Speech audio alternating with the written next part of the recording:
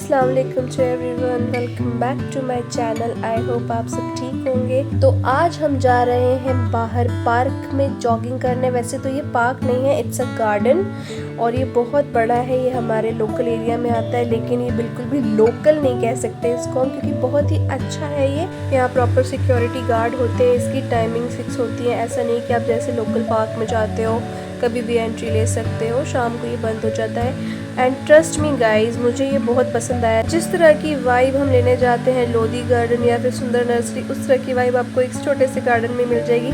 वैसे सॉरी, छोटा नहीं कह सकते इसको हम, क्योंकि ये है तो उस एरिया में बहुत ही ज़्यादा बड़ा। आप यहाँ बिल्कुल भी बोर नहीं होंगे। और अगर आप मेरी तरह नेचर लवर हैं तो प्लीज़ वीडियो को लाइक कर दीजिएगा, शेयर कर दीजिएगा। और सबसे अच्छी बात इसकी यहाँ पर ये है कि आपको कोई रोक टोक नहीं, आप जो करना चाहते हैं कर सकते हैं। कोई आपको ये नहीं कहेगा कि इसके पास मत जाओ, वहाँ ये नहीं करो, यहाँ ये अलाउड नहीं है, ऐसा कुछ नहीं है। यहाँ पर लोग डांस प्रैक्टिस के लिए आते हैं, बहुत सारे लोग अपनी वीडियो शूट करने आते हैं, रील्स बनाते हैं, यहाँ पर अपनी साइकिलिंग करते हैं। मैंने इवन कुछ लोगों को स्कूटी चलाते भी देखा है और कुछ लोगों को मैंने यहाँ पढ़ते हुए भी देखा है। एंड हमारे लिए सबसे अच्छी चीज़ ये इसलिए है क्योंकि हमें एक बहुत बड़ा एरिया चाहिए होता है रनिंग करने के लिए, और आपको बहुत ही अच्छे एनवायरनमेंट के साथ मज़ा आएगा यहाँ पे रनिंग में। एक्चुअली में 1 साल में मैंने बहुत ही ज़्यादा वेट पुटअप कर लिया है, तो थोड़ा सा मुझे अपने ऊपर भी ध्यान देना है, लाइक वेट वगैरह मेंटेन करके रखना है। एज यू ऑल नो कि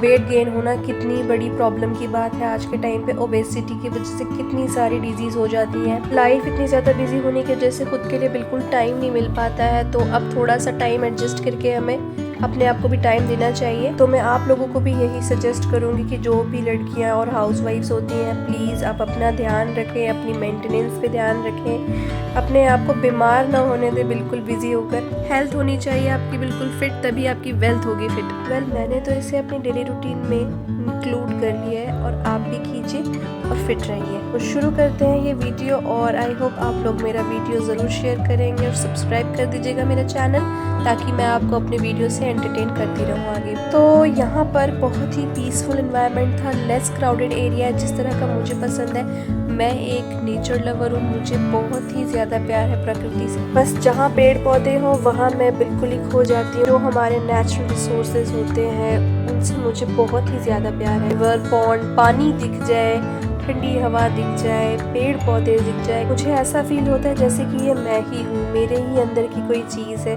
आप लोगों को शायद मेरी बातें समझ ना आए, लेकिन जो एक ट्रू नेचर लवर होता है वो इसको ज़रूर रिलेट कर सकता है। This is the only reason कि मुझे कश्मीर से इतना प्यार क्यों है, मुझे इतना क्यों पसंद है। जिस तरह के इस मॉडर्न टाइम में हमने सिटीज़ को अपना ठिकाना बना लिया है और अच्छा फील करते हैं यहाँ पर, लेकिन जो लोग सिटी में रहते हैं उनसे पूछिए कि क्या होता है उनके लिए नेचर और उससे जुड़े रहना।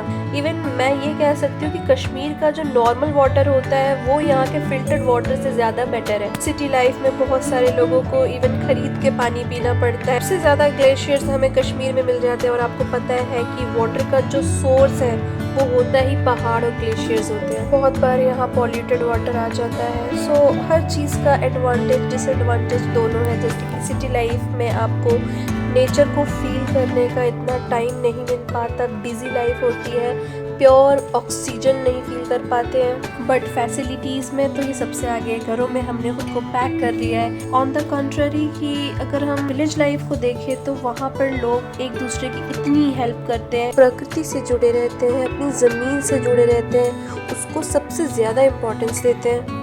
उनके लिए प्रकृति बहुत बहुत मायने रखती है। उनके लिए सबसे इम्पॉर्टेंट अगर कोई चीज़ है तो वही है, दैट इज़ आवर नेचर। मैंने बहुत सारे लोगों को देखा है, कोई भी चीज़ खाते हैं या कोई कूड़ा होता है वो ऐसे ही फेंक देते हैं, गलियों में फेंक देते हैं या फिर रोड पर फेंक देते हैं। मेरी हिम्मत कभी नहीं होती, मुझसे कभी नहीं हो पाता कि अगर मेरे हाथ में कोई रैपर है और मैं उसको कहीं भी ऐसे फेंक दूँ, मुझे अंदर से गिल्ट फील होगा अगर मैं ऐसा कभी करती हूँ तो। चाहे मुझे सामने दिख रहा है कि कितनी गंदगी हुई है, अगर मैं यहाँ पे कुछ फेंक दूँगी तो मुझे कोई फ़र्क नहीं पड़ता। बट अगर मैंने ऐसे कभी किया तो मुझे ऐसा लगता है कि मैं गिल्ट में ही रहूँगी हमेशा। पता नहीं बाकी लोग ऐसा क्यों नहीं फील करते, क्योंकि जहाँ हम रह रहे हैं वही हमारी पहचान बन जाती है। I hope you guys understand. तो मैं आप लोगों से भी ये रिक्वेस्ट करती हूँ कि अपने आसपास की चीज़ों को साफ रखिए और डस्टबिन का यूज़ करिए। चलिए मैंने आप लोगों को काफ़ी देर बोर कर लिया, लेकिन एज अ साइंस स्टूडेंट मुझे ये गवारा नहीं है कि मैं अपने नेचर के रिलेटेड आप लोगों को कुछ ना बोलूं। सबसे पहले जाते ही मैंने अपनी बॉटल की जुगाड़ कर लिया, क्योंकि मुझे वॉक लेनी थी अच्छी वाली और मैं हाथ में बॉटल लेकर नहीं चलना चाहती थी। ये वाला पैटर्न मुझे बहुत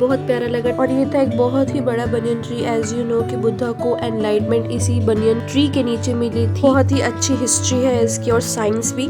ये एक प्यारा सा प्लांट था वाटर बॉडी के अंदर जो मुझे बहुत ही खूबसूरत लग रहा था। और यहाँ पर साइड बाय साइड बच्चों के खेलने के लिए एक एरिया बना दिया था। बहुत ही अच्छा पार्क है। यहाँ पर लोग क्रिकेट खेलने भी आते हैं, जिम भी करते हैं। और मुझे जाना था उस पॉइंट तक वॉक करने के लिए, फिर वापस ही मुझे यहीं चक्कर काटना था। बहुत ही पीसफुल एनवायरनमेंट था और सबसे बेस्ट चीज कि यहाँ पे फ्लावर्स भी थे और बहुत ही खूबसूरत थे। फ्लावर्स किसको नहीं पसंद है, जो इसे देखता है खुश हो जाता है, मूड हमारा फ्रेश होता है, हम गिफ्ट देते हैं। और सबसे इम्पोर्टेंट चीज, अगर आपको पता है कि प्लांट का रिप्रोडक्टिव पार्ट ही फ्लावर होता है, इसकी वजह से ही जो भी चीज़ें हमारे पास हैं जैसे कि वेजिटेबल्स एंड फ्रूट्स, ये ही मेन पार्ट होता है जहाँ से इसका रिप्रोडक्शन स्टार्ट होता है। हमने बच्चों को 11th-12th में इसके प्रैक्टिकल्स कराए और बहुत ही डिटेल स्टडी कराई है। थोड़ी सी इन्फॉर्मेशन मैं अपने व्यूअर्स के साथ भी शेयर करना चाहूंगी। अगर आपको पसंद आए तो लाइक और कमेंट जरूर कीजिएगा। फ्लावर में एक मेल रिप्रोडक्टिव पार्ट होता है जिसे हम स्टेमन बोलते हैं। इसके अंदर आपको फिलामेंट और एंथर्स मिलेंगे, जैसे आप ये देख पा रहे हो वाइट एंड इसके ऊपर एक छोटा सा एरो जैसा कुछ बना है, वो होता है हमारा मेल रिप्रोडक्टिव ऑर्गन। और फीमेल रिप्रोडक्टिव ऑर्गन कहलाता है पिस्टल, जिसके अंदर आता है stigma, style and ovary. Ovary बहुत स्पेशल जगह है जो बाद में कन्वर्ट होती है फ्रूट में और यहाँ पर सेफ होते हैं हमारे सारे सीड्स। अब होती है पॉलिनेशन। पॉलिनेशन होता है कि एंथर जो कि एक मेल रिप्रोडक्टिव पार्ट होता है वो जाता है स्टिग्मा के through.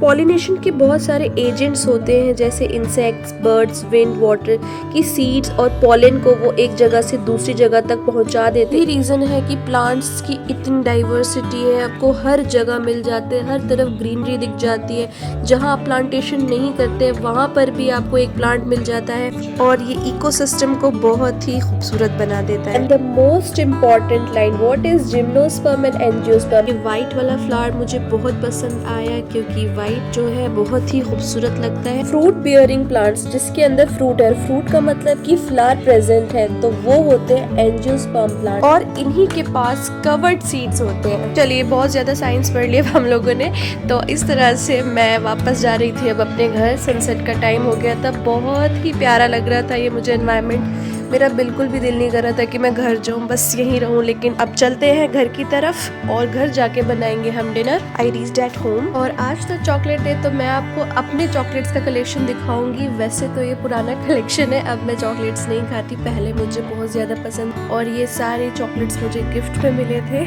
I mean special gift. Well चलिए हम बनाते हैं अब डिनर। और डिनर में हम बनाने वाले हैं आज सिंपलेस्ट वे में चिकन बिरयानी। और ये बिरयानी टेस्ट में तो बहुत अमेजिंग होती है लेकिन बनाने में बिल्कुल डिफरेंट। पहले मैंने अनियंस वगैरह चॉप करके रख लिया था और टमाटो को भी चॉप कर लिया। और इसके लिए आपको चाहिए होगा रिफाइन ऑयल। मैंने ले लिया मेरा सोयाबीन ऑयल और इसमें हम फ्राई करेंगे हमारे अनियंस और आपको बहुत अच्छे से इसको ब्राउन करना है। साथ ही में हम ऐड करेंगे कुछ खड़े मसाले लाइक तेज पत्ते और दालचीनी, लौंग, इलायची और अच्छे से आप अपने प्याज को ब्राउन करते रहेंगे। उसके बाद हम राइस ले लेंगे। मैंने हमारा रेगुलर राइस लिया है जो इंडिया गेट का है। इसके लिए आप गोल्डन राइस ट्राई कर सकते हो, उससे क्या होगा ना आपके राइस चिपकेंगे नहीं। लेकिन मुझे टेस्ट मेरे इस वाले राइस का ही पसंद है और हम इसको सिंपलेस्ट वे में बनाना चाहते हैं तो ज़्यादा ताम झाम नहीं करेंगे, इसलिए मैं यही वाले राइस यूज़ करती हूँ। एंड इसके अंदर हमारे टमाटोज और जिंजर गार्लिक का पेस्ट थोड़ा सा डालेंगे और इसको ब्राउन होने देंगे। फिर आप डालेंगे इसमें चिकन और उसको अच्छे से इसके अंदर लाल करेंगे। इस बिरयानी की स्पेशल बात यह है कि आपको अलग से कोई बिरयानी मसाला बनाना नहीं पड़ेगा, आपको कैच का बिरयानी मसाला ऐड करना है और इसी से टेस्ट आएगा। यही है इसका सीक्रेट इंग्रेडिएंट। मैंने इसको बहुत अच्छी क्वांटिटी में ऐड करा और उसके बाद इसको मिक्स किया। एंड ट्रस्ट मी गाइस, आप यकीन कीजिएगा रेगुलर राइस में भी ये इतना टेस्टी बनता है, मैं क्या बताऊँ। इवन मेरे घर पे सब कहते हैं कि गोल्डन राइस यूज़ करते हैं, बट मैं स्पेशली मना करती हूँ कि नहीं, मुझे रेगुलर राइस यूज़ करना है क्योंकि उसमें मुझे बहुत अच्छा टेस्ट आता है बासमती का। बट यस, अगर आप दूसरी बिरयानी बनाना चाहते हैं लाइक मसाले वाली बिरयानी या कोई और, तो आपको मैं सजेस्ट करूँगी कि आप हमेशा गोल्डन राइस यूज़ करिएगा। ये वाले राइस के साथ आप सिर्फ यही वाली बिरयानी बनाइए, बाकियों का टेस्ट नहीं आएगा। बहुत ही अच्छे से इसको मैंने ब्राउन कर लिया, इसमें से ऑयल निकलने लगा है। और उसके बाद मैंने राइस के अंदर इसको ऐड करना है। इसकी ग्रेवी देखिए अब कितनी मोटी अच्छी बनी है। अब हम इसको मिक्स करना स्टार्ट करेंगे राइस के अंदर। तो मैंने थोड़ी थोड़ी क्वांटिटी में इसको डालना शुरू किया है। आप इसके अंदर मर्जी है 2 अलग बर्तन में भी कर सकते हैं, क्योंकि मिक्स करने में थोड़ी सी प्रॉब्लम हो जाती है। और दम बिरयानी में डिफरेंस ये होता है कि उसे दम पे बनाते हैं, स्टीम देते, लेकिन मैं इसको डायरेक्ट बनाती हूँ, इससे ही बहुत जल्दी बन जाता है और टेस्ट में कोई मुझे डिफरेंस नहीं लगता है। एंड फाइनली इसको हम ऐड करना शुरू करेंगे। आप सोच रहे होंगे कि मैंने इतना ज़्यादा ऑयल क्यों यूज़ किया है। उसका रीज़न ये है कि अगर मैं ऑयल यूज़ नहीं करूँगी तो राइस बिल्कुल ही चिपक जाएंगे एक दूसरे से। एंड डोंट वरी, आप बाद में इस ऑयल को हटा सकते हैं। बनाते बनाते ही मेरा दिल कर रहा था इसको एक बार टेस्ट कर लूँ, क्योंकि मेरी तो ये नंबर 1 फेवरेट है। बस आपको ध्यान रखना है कि मिक्स बहुत अच्छे से होना चाहिए, बहुत टाइम लगता है इसे मिक्स करने में। और मोस्ट इम्पॉर्टेंट थिंग कि इसके अंदर सॉल्ट की क्वांटिटी सही होनी चाहिए। इसको आप अपने अकॉर्डिंग देख लीजिए, या तो आप चिकन में सॉल्ट ऐड करिए या तो राइस में पहले से ऐड करके रख दीजिए। और फाइनली मेरी बिरयानी हो गई थी रेडी। देखिए कितने अच्छा मिक्स हुआ था ये। इसमें आपको कोई फूड कलर ऐड नहीं करना, बस बहुत ही अच्छा टेस्ट आता है। अगर आपको पसंद आई तो वीडियो को लाइक ज़रूर कीजिएगा और इस रेसिपी को ट्राई करके मुझे कमेंट्स में बताइएगा कि कैसा लगा। रात का टाइम हो चुका था, काफ़ी लेट हो गया था। मैंने चांद को देखा और उसके बाद चाय बनाना स्टार्ट किया रात के लिए। सोने से पहले हम थोड़ी सी चाय पी लिया करते हैं कभी कभी, बट ज़्यादा चाय मत पिया करिए आप लोग भी, क्योंकि इसके बहुत नुकसान भी है। कुछ लोग इसे दिन में 3-4 बार लेते हैं, तो आप ट्राई किया करिए जितना अवॉइड कर सकते हैं। वैसे मैं हमेशा चाय के अंदर कुछ खड़े मसाले ऐड करके रखती हूँ, इससे इसका टेस्ट भी अच्छा होता है और हेल्दी भी रहती है। और काफ़ी बिजी डे था आज मेरा, मैं सारी चीज़ें तो आप लोगों के साथ शेयर नहीं कर सकी, लेकिन जितना शेयर कर रहा है आई होप आप लोगों को पसंद आया होगा। और मुझे मोटिवेट करने के लिए वीडियो को लाइक ज़रूर कर दीजिएगा।